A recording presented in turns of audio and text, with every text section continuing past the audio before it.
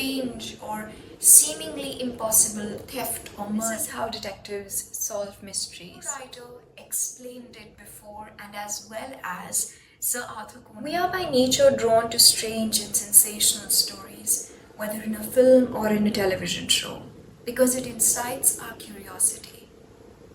But so do detective stories, and yet everybody does not read them. Everybody has watched at least one detective or mystery film or television show. But not everybody reads detective fiction, and not everybody enjoys reading detective fiction. Despite the fact that detective fiction operates on the same principle of inciting our curiosity about something out of the ordinary, such as a strange or seemingly impossible theft or murder, which points to the fact that the issue is not the genre but the medium, which is reading. In my experience of recommending books, I've found that The Adventures of Sherlock Holmes is an exception in the world of detective fiction, and the reasons why it stands out also make it the most appropriate recommendation to those who don't enjoy reading or those who don't like detective fiction. Hello and welcome. Here we have brief encounters with books, ideas, and world affairs, which are too fascinating or fundamental to be ignored. In this video, you will encounter Sherlock Holmes and the reasons why his stories are worth your time.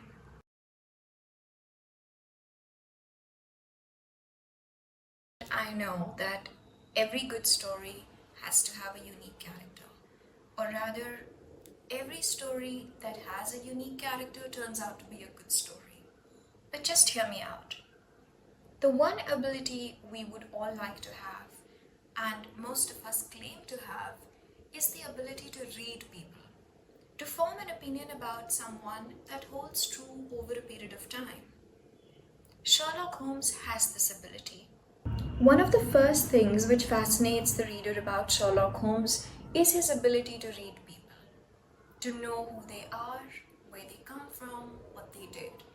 He can tell what a person he's just met did during the day.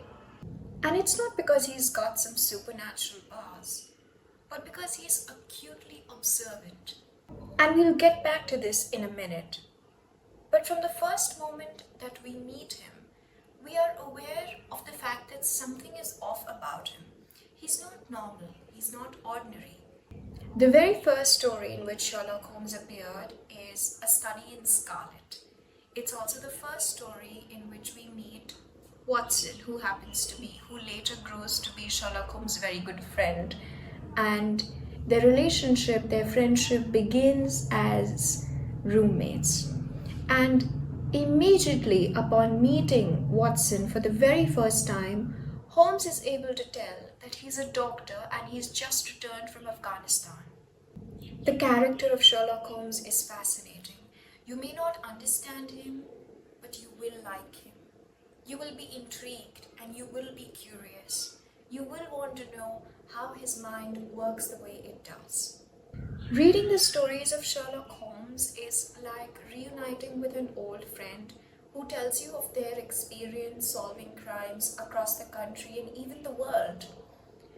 And the most fascinating element of those stories happens to be your friend's friend and roommate, who is the most intriguing person you could ever imagine. But this, of course, inevitably leads us to ask, how does he happen to be that way? Sir Arthur Conan Doyle, the writer of Sherlock Holmes, actually took the time and the pains to explain how Sherlock Holmes happens to be the man that he is, and his intelligence, which he is recognized by, which has formed the crux of his identity, how that evolved, how that came to be. And this brings us to the second point, which is the science of deduction.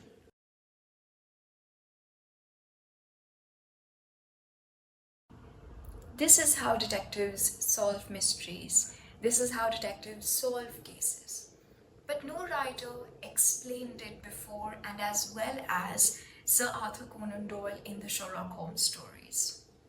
The science of deduction is a process of deducing something, making a deduction, following a series of events and drawing a conclusion from it, like solving a mathematical sum. Through the stories, we see and we understand how Holmes has trained his mind to follow or to observe, to note the relationship between a series of objects or events and draw a conclusion as to what happened or who did it or what is going to happen and who might be responsible for it. It's a lot like looking at a set of jumbled letters and knowing the word that would form if the letters were in the correct order.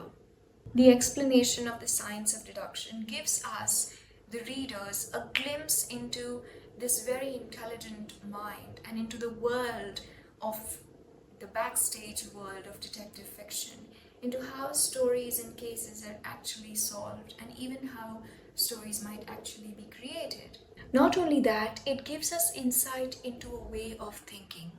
If you're reading this story as a child, it's going to change the way you look at the world. We not only see how Holmes solves the cases or he unravels the mysteries, but we also see how he came to be so intelligent. He's constantly learning and studying. The detective has no technology to his advantage and only uses his brain. Of course, the stories are written in the 19th century, so there was no technology that could help him to solve his cases. But because he is so dependent on his mind and because his mind is so sharp, and we get to see the workings of his mind, we don't just get the thrill of a good story, but we also feel like we've learned something. For instance, Holmes believes that when we encounter a new piece of information, we must decide whether that piece of information is important or not, so that the unimportant information does not elbow out the important information. So that when we have to go through our mind for something important, it's immediately available to us. We don't forget it, it doesn't get shoved into some corner of the brain, but it is accessible to us when we need it immediately.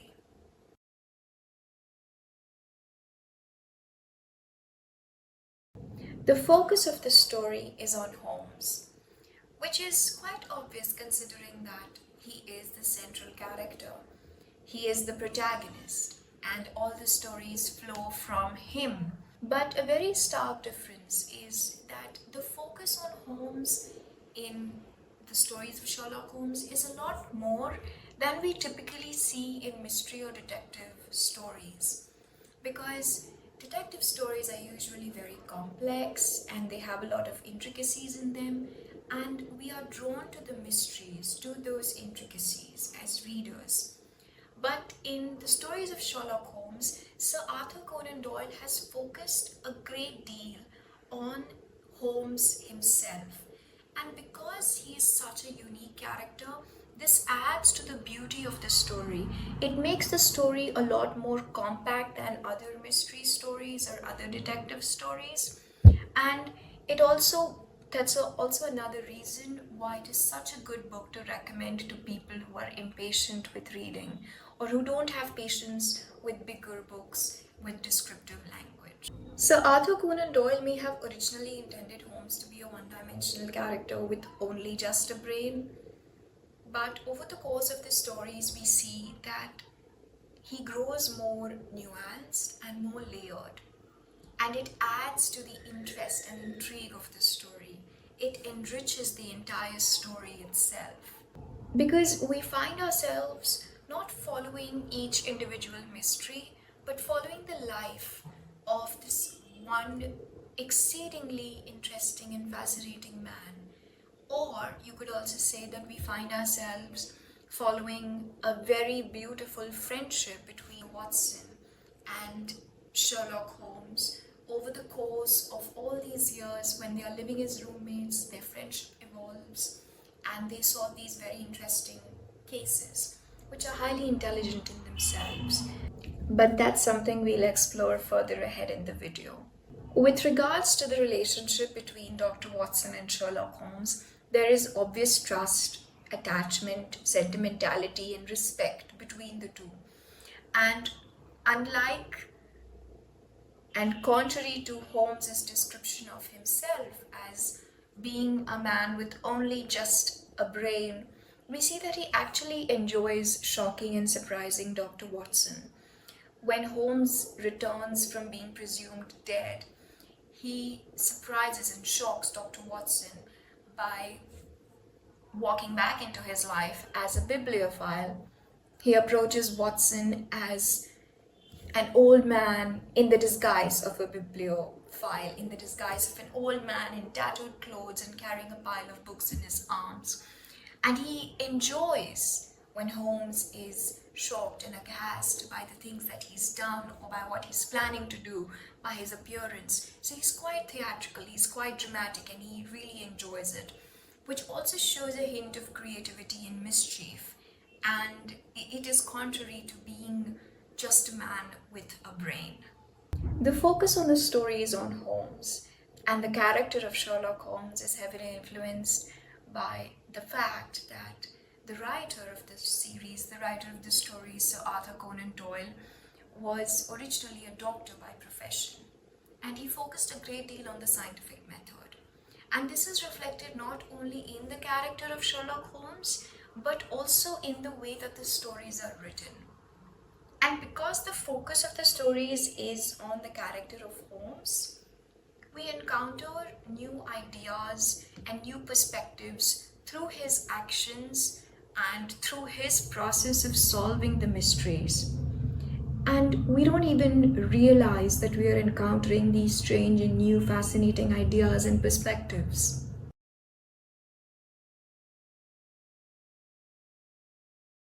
Lastly, an unparalleled intelligence. The stories of Sherlock Holmes aren't ordinary murder mysteries, but carry an old-fashioned intelligence which did not rely on technology, because there was no technology to rely on. Most of us compare and liken detective fiction or mystery to a puzzle we have to solve. And many people who enjoy detective fiction enjoy it because it feels like a puzzle that we have to solve. And that's a very appropriate analogy to draw. But the difference between Sherlock Holmes and other detective fiction stories is that you can look at the stories of Sherlock Holmes as being a puzzle you have to solve. But you can also not look at it like that. Because when you're reading the stories, it doesn't look like, or it doesn't feel like, work that you have to get through. A common misconception of intelligence of any sort is that it is complex. We associate intelligence with complexity. And while intelligence is the ability to recognize complexity, to articulate complexity, at the very base level, Sherlock Holmes proves and shows how intelligence, true intelligence, actually bridges the gap between complexity and simplicity. It's not just intelligence that is existing in its own exclusive complex bubble, but it actually has the potential to break complex ideas down into simple structures, into simple explanations that everybody can understand.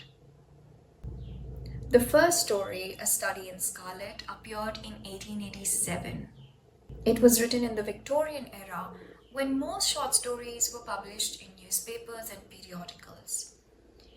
Publishing one's work in a periodical required writers to be very concise and very precise, because periodicals had limited space and writers had to get their words across, had to get their ideas across in that limited space, and also keep the reader's attention until next week's publication. Because in periodicals and newspapers, stories were published on a weekly basis. So keeping the audience's attention while you have very limited space and you will only be able to continue the story next week was the struggle, and really tested the writer's patience and talent. And this is why the writing style in Sherlock Holmes is different. It is concise. That is why most of Sherlock Holmes stories don't take a lot of time. Even if you're dealing with a Sherlock Holmes novel, the writing style is the same, which is very straightforward and concise, and especially in comparison to other Victorian writings. If, however, you're looking for something yet more convenient, you can always pick up the abridged version, which carries the essence of the story, the intelligence, the wit, the narrative feel of it, but it's not going to be in the exact words of Sir Arthur Conan Doyle. So the storytelling is intelligent also because it falls very well and very finely on that balance between being a newspaper report and being a short story. I call it a newspaper report because it is detective fiction. So the facts of the mystery are always given to the reader like you would be reading in a newspaper report, which is what I mean when I say that it is brief and to the point. It gives you all the information you need without the frills of description and exaggeration, which is the most common complaint I've come across against fiction. The stories of Sherlock Holmes are truly intelligent without being overly descriptive. And this, alongside the depth of the central character, Sherlock Holmes, makes the story ideal for those who don't like fiction or don't like the conventional norms of fiction but would like to be mentally stimulated. And with this, we bring this brief encounter with Sherlock Holmes to a close. Thank you so much for watching. Do subscribe if you found it helpful. I'll see you next time.